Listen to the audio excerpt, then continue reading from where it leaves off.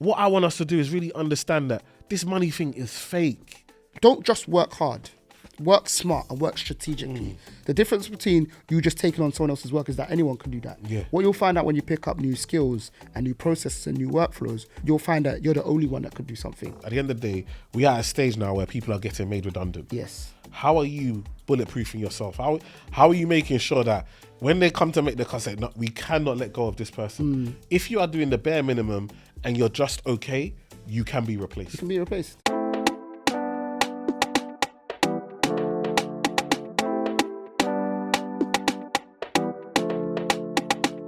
Yo, people, welcome back to the Bread and Butter Podcast. You're here with myself, Tayo. And myself, Eman. And we're in the building today, bro. How you feeling? Come on, I'm feeling good, you know, my brother. Yeah, I'm good, bro. I'm good. Good. I'm feeling, it's a little bit cold still, but I'm feeling good. I'm always cold, don't it? You know that. I'm always cold. How's your week been? So, yeah, it's been good, you know. I feel like life's been good. Things have been good. Just working hard, you know how it is.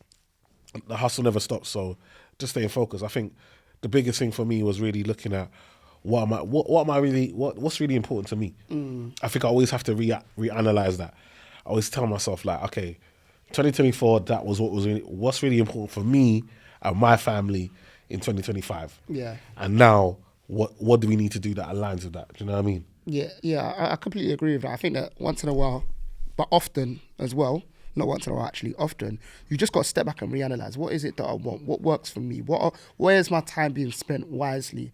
And also, I often try and encourage people, don't try and do everything at once, innit? Yeah. They always say like 1% every single day. Just do a little bit of everything. Improve yourself, improve your mental health, your physical health, your time management, whatever it is, little by little, basically. Do you know what I'm trying to say? No, definitely. I always say it like this, like, I watch a lot of football. Like, I watch all leagues, or whatever. And when I watch football, you're like, oh, why didn't I make that run? Or why didn't... But you can do that because you're seeing it.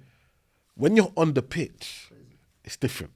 Do you know what I mean? You don't realise that you're being inefficient. You don't realise that you're leaving space in behind and all of that. So it's so important for me to step out and be able to look at me and analyse me from a distance, because when you're in it, you can't really see it. Bro, so true. And it's so, I'm going to use another football analogy, because the other day I was watching the Champions League final. I say the other day. I say the other day like you say the other day. Yeah. The other day can be any Anything. day It doesn't mean in the anything. existence. Yeah. Because this was like two years ago. But the Champions League final, the whistle kicked off in it, and they took scent and they pinged the ball to the right back. Yeah. And I was just thinking, if I was like, bro, my legs would start feeling weak, bro. Like, Come on. the ball would start looking blurry in that, bro, because the pressure is so high. But what you're saying is true as well, like, because these guys, they train all the time, innit? And I guess that's that 1% every single day.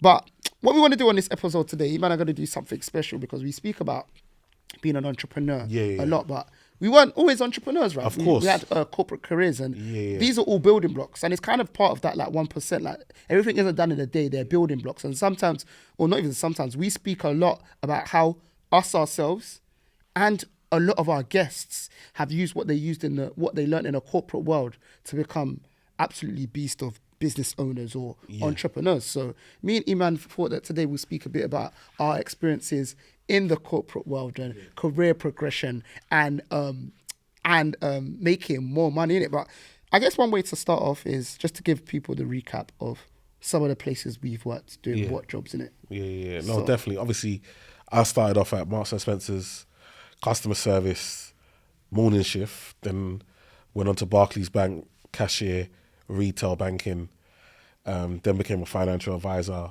in the bank in Barclays, and then worked for other banks as a financial advisor, then left the banking side of things and went to private wealth management, so smaller firms, but dealing with bigger clients with bigger amounts of money.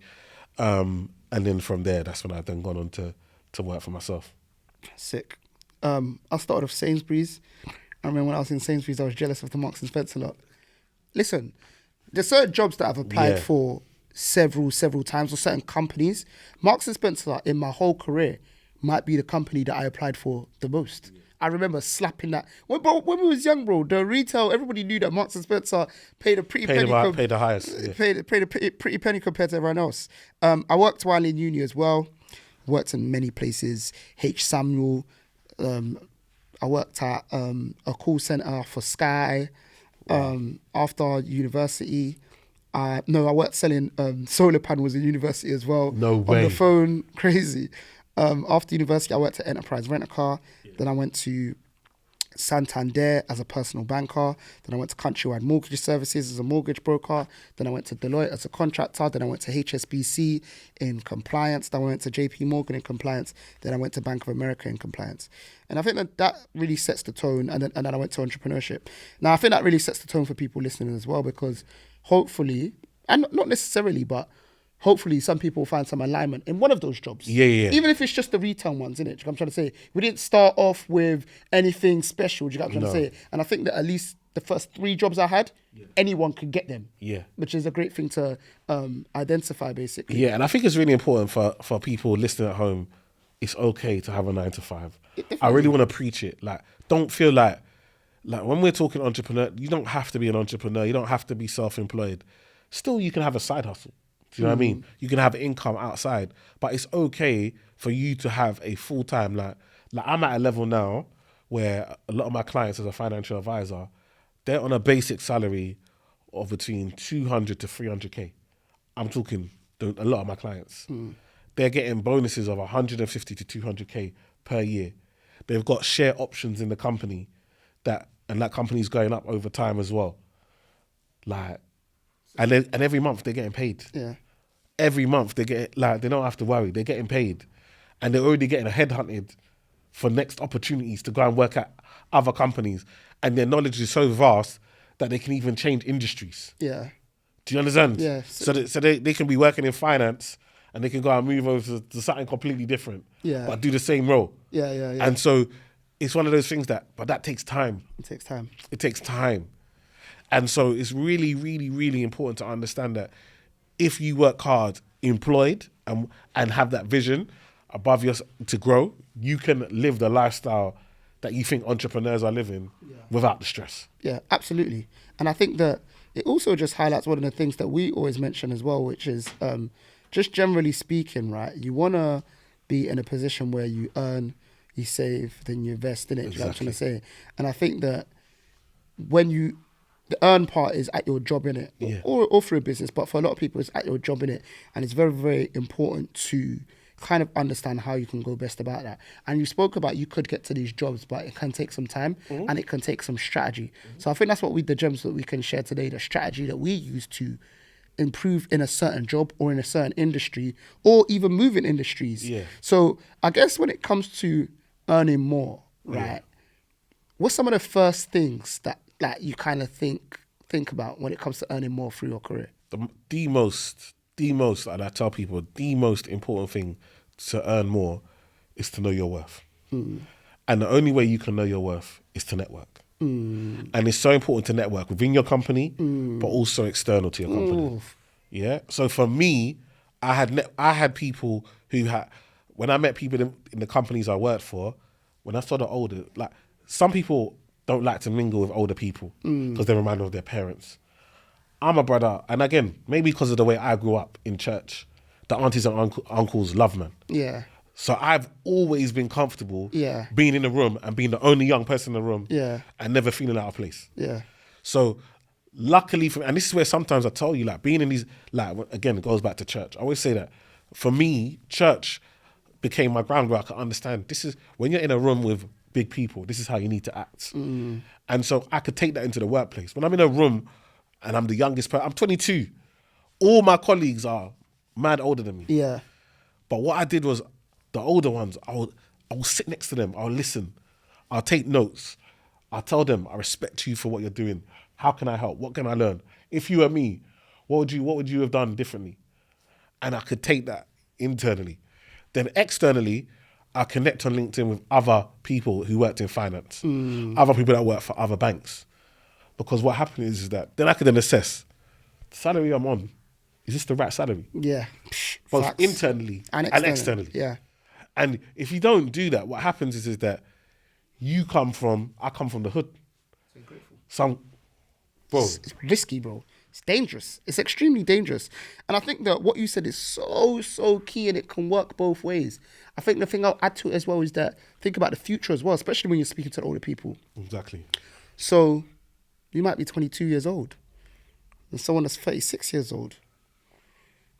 Okay, cool. How long have they been in the company? Have they been in a company 10 years? Okay, cool. Guys, this guy's you man's hero, yeah? He's considered to do well. He's considered to be a top man there. Okay, cool.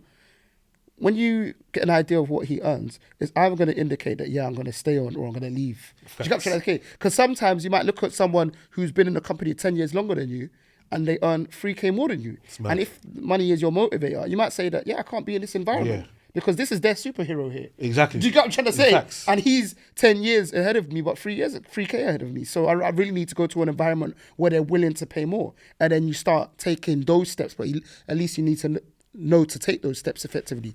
But community is so important. And also what you want, right? So now you're in this workplace, you find out, because for example, and again, being a financial advisor, I'm around a lot of wealthy people, a lot of people that are doing very well. And it gets to a point where some might say, actually, I'd rather take less, but be able to have more time. Definitely. So it depends where you're at. Yeah. So like, if I was a young person now, I'm on a salary, I want to make salary, I'd want to buy property.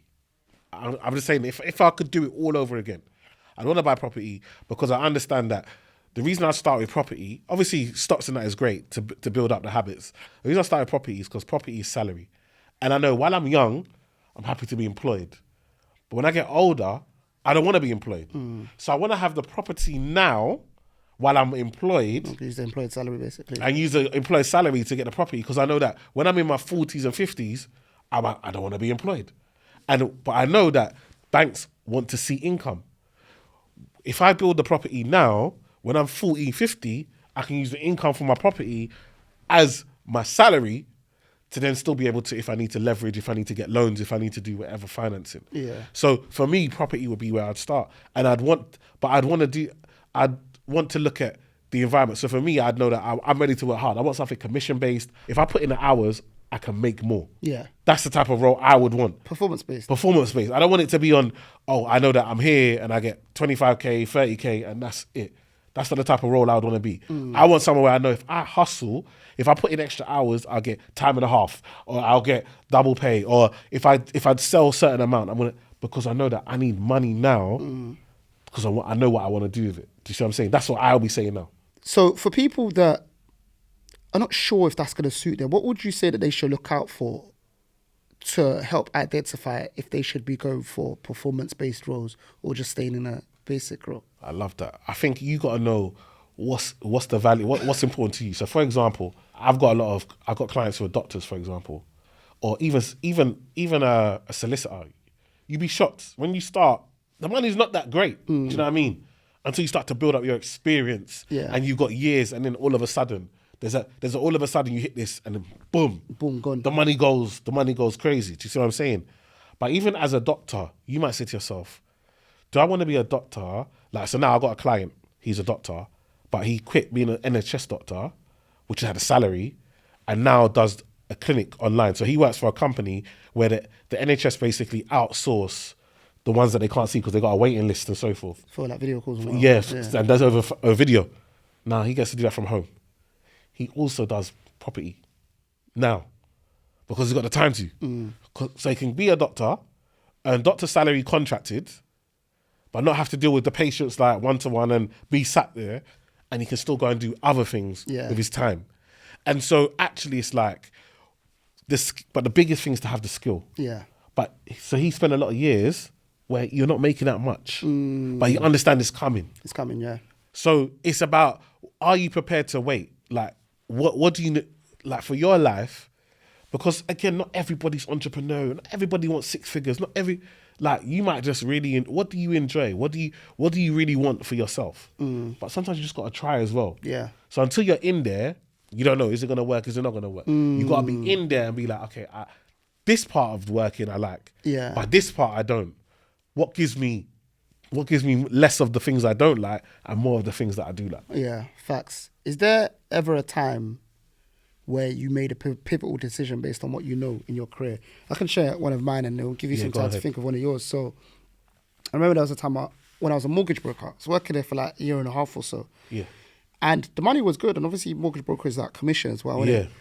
And the money gets better. Yeah. and for those that you don't know, you get commissions on what you write. But the sick thing is that if you do a good job, most people will come back to you in 2 years' time for a remortgage. So not only are you getting a lot of new business that year, you start getting repeat business. Very similar to a financial advisor as well. Do you know what I'm trying to say? But I made a decision to leave. The reason why I made a decision to leave is that I said that the good days would require me to stay for like 4 years. Yeah. And at that point, I wanted to see what else was out there. Yeah.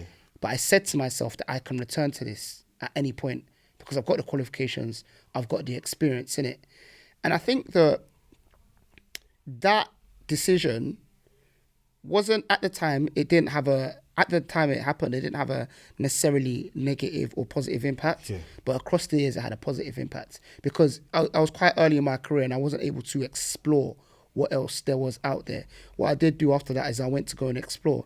And when I worked in like HSBC, JP Morgan and Bank of America, it was kind of like,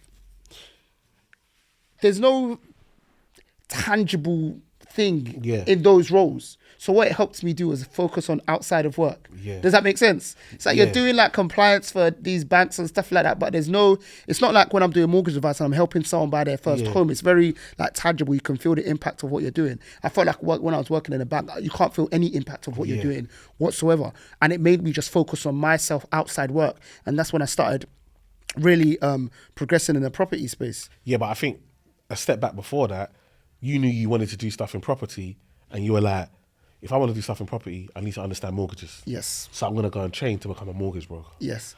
And now if I want to buy properties, I've got to earn more money. So let me go and earn more money. And I think you're absolutely right. Understand? That strategy is super, super important. I think that's what I will say, even for myself, one thing I did have was strategy. I remember, I often tell people all the time, I was negotiating for roles, for salaries. Yeah. And I was saying that, yo, listen, I know you said you can't do this salary, but this is what I need to buy the home that I'm trying to buy. Point blank. Do you get what I'm trying to say? So it's a kind of a thing whereby you need to know that information is key. Yeah, no, definitely. Even like me, like I'm at a stage now, like I'm looking at, okay, let's buy the next thing. Remember, I got 4 youths, so when I'm buying a house, it's not the same house that you lot was trying to, like, my thing is crazy. Do you understand? Because I need a big house. I got 4 kids that are all gonna soon be teenagers. They're gonna need space. I need to need to be near a good school, so you pay a premium for that. All of those types of things. So I said to myself, right, if I'm going to spend this type of money, I want to make sure that my investments match where I'm trying to go. So actually, I might even want to, if I'm going to buy, I'm going to buy somewhere that I actually want to be. Yeah. So then I said, I'm not going to buy in the UK. Even though obviously I own a yard, but I'm like, I'm not going to buy another one in the UK for me. I might buy one to rent out for someone else. Yeah. But I'm not going to buy one for me and my family in the UK. Yeah. Because I don't want to be in the UK. So when I buy the next, do you understand what I'm saying? Yeah. And it's the exact same thing with your career. Yeah. It's like, if you know that, right, you know what, I want to do weddings, get a job in an events company. Go and learn how to, do you understand what I'm trying to say? If you know that I've got a passion to do whatever it may be, go and understand that. Like, don't just watch MasterChef. Yeah. Go train. Go get a job in the kitchen. Learn how it is. You'll soon find out. Yeah. It's not as glamorous as it looks like on the TV. Yeah. I want something different. So that your strategy is so key to why you're successful today. Is the fact that you said, right, you know what? I know that I want to do this thing in property. I'm gonna go and put myself in an environment where I can learn mortgages, because that's gonna be a skill. Whether or not I like this or not, I need to understand this, because I'm gonna buy properties, and I want to make sure that if I get a mortgage broker, they're not booping me. Yeah. I'm not gonna get robbed. Facts. Because I know this process inside. I know what you're looking for, because I've been you. Yeah. Do you know what I mean? Doing something for work and then taking it into your out of work is just great. Even what you said about events, like imagine like someone who likes the idea of events. They see events online. They attend events in their spare time, innit? Exactly. And they want to now go and put on their own event. Exactly. It's quite daunting. But if you work in events, bro, Fam. you're training with your business, with your company's money all the time. Yeah, we'll spend this on that. Don't worry, we'll get it back. How do you know you'll get it back? Well, I've done it for the company 40 times before. Yeah. That's how I know we'll get it back. Yeah. Do you get what I'm trying to say? Exactly. So when you finally want to do a business and put your own money to it, it's now you've got a lot more confidence. But I think what you said is super important. You effectively have strategy that facilitates your dreams. Yeah. Like you spoke about events. You don't want to then get a job that works on Saturdays and Sundays because it doesn't make sense. It doesn't facilitate your dreams. And that's you why, get what I'm trying to say. and it's so important that you can't let money be your sole thing while you're doing, because money is, when you really understand that money, someone was saying this the other day, so we talk about like black people, slavery, all of this type of stuff, yeah? Understand that before it was resources. Before we had money, it was grain, wheat, and all of this. It was resources, and so we had resources. There was resources in Africa, resources in India, Asia, whatever. They came and took resources. They took the resources and then created currency. Fiat. Yeah, and then that currency was backed by the resources that they stole from us. Yeah. Then when the resources ran out, they still had the currency, and they just did it on confidence. Yeah. And so now we're in a system that we are so far behind because we don't have the resources to build the currency to get the confidence. Do you understand? Yeah, I get you. And it's like, what I want us to do is really understand that this money thing is fake. That £10 note doesn't actually cost £10. Yeah. It's not worth £10. The paper that is made is not worth £10. Yeah. Before, when because this is my kids' book, coins used to actually be worth the money. Yeah. The people started melting the gold.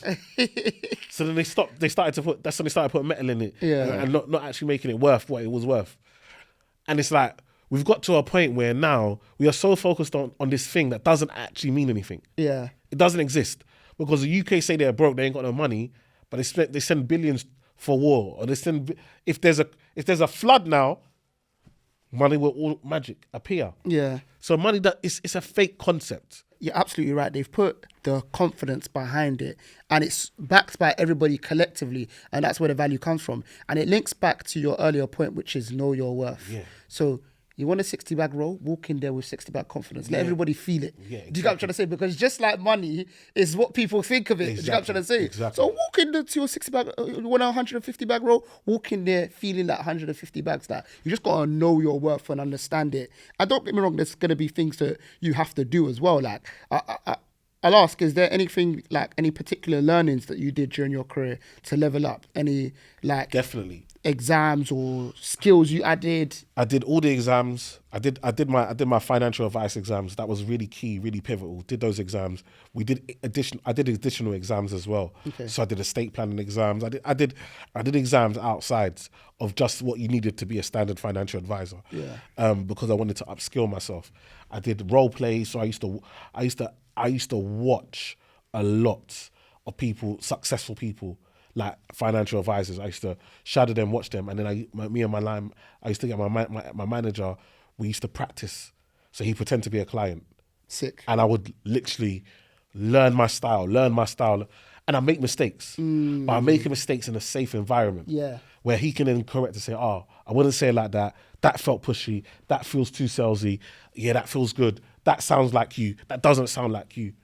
We practice so much that by the time you got to the client, you're comfortable, you're confident. Facts. And clients can tell. Can sniff it. Especially in a sales role. If you've got a sales role, you gotta use confidence. You can't be, if you're nervous, they're nervous. Yeah.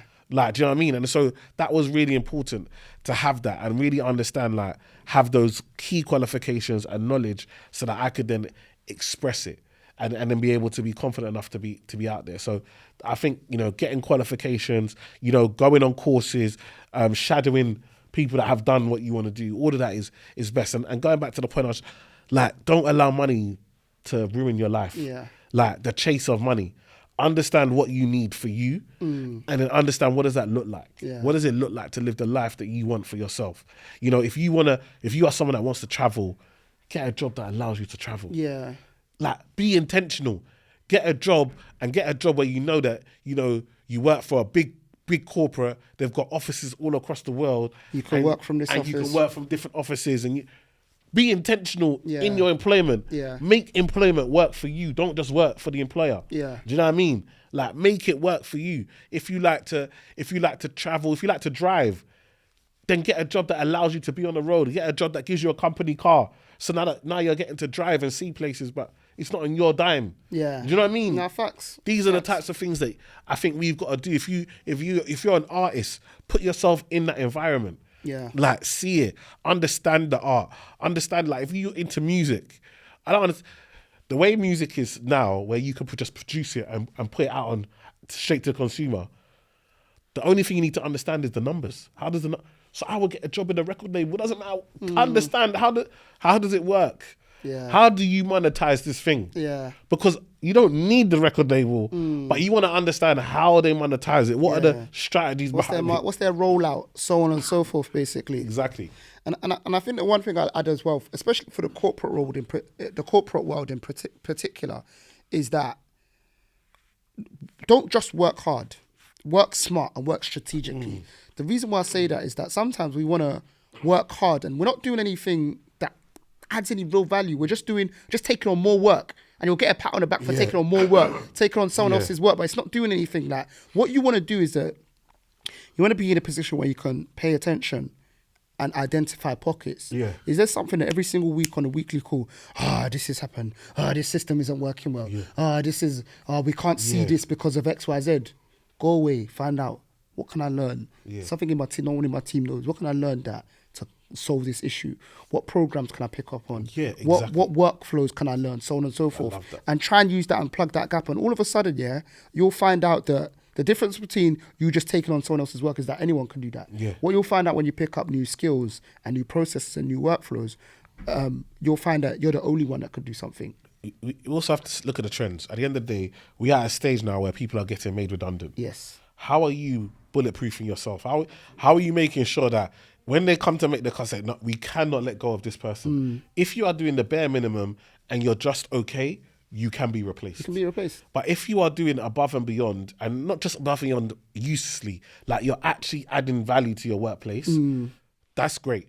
2, keep every email, everything you do, every positive message you get from your line manager, from other peers, every project that you're on, everything you do that's good, keep a record of achievement folder for yourself, so that not only for when you want to apply it elsewhere, but also to remind yourself how good you are. Yeah. Because sometimes you'll forget how good you are, and then you need to go through the record of achievement and say, hold on, wait a second.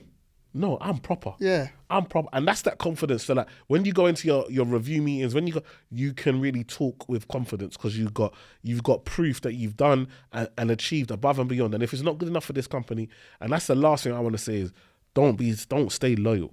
Yeah. Yeah. Facts. Don't stay loyal. It's a different time now. Like, they will tell you, don't move. Oh, your CV looks jumpy. It's a lie, bruv. It's a lie. If where you're at is not giving you what you want, and they're not paying you what you need, and you know that you're being overworked and underpaid, move somewhere else. Facts. Because at the end of the day, you stay there being loyal. When it's time to make redundance, they'll tell you it's not personal, but it's very personal. Very personal. It's very personal. So it's one of those things that you've got to understand. And then finally, contract. Get enough skills employed so you can contract. Yeah, facts. People say contracting isn't safe, but permanent isn't safe either. That's the when you say fugazi, that is it. That is the honestly, you're employed. Yeah. You've got a contract. Contractors, there's people who've been contracting for like 10 years straight, and then all out of 10 years they've been making double what the same role pays for permanent. I got 2 clients. They work 6 months of the year. So do a contract, big contract, £1,000 a day, 1,500 a day, depending on what they get. They do that contract 6 months. They take 6 months off. And then they take 6 months off. They're not Nigerian though, are they? Of course. They are? Yeah. Do you know what I was going to say? Because typically Nigerians, greedy, if they get double pay, it doesn't mean that they've worked half the year. It means they do a full year and get a full double. No. They've been doing that. Yeah, they've been doing that. Now so they're calm down. Okay. They've been doing that. Yeah. But now they've done that. They've paid off their yard. Their kids have all gone to school and that. They're calm now. So now they're 6 months. And they stay here in the summer months, and in the winter months, they're abroad. See life. and they just work 6 months of the year. Crazy. And really and truly, as they get older and as their investments in the next 10 years, their investment income will start coming in. They will literally either they could just work 1 or 2 days on a contract, 1 or 2 days. Crazy. A week. Crazy. And And they might only do that for 3 months, 4 months, and they're free. Hey man, you don't know what you don't know, man. So this is where you get the gems, so you can improve your career, earn more, extract more from your employer, or move employer to make more money. This is where it begins with. This is where you earn the capital to make the difference in your life. So guys, hope you enjoyed this episode. E-man, before we wrap up, W and L of the week.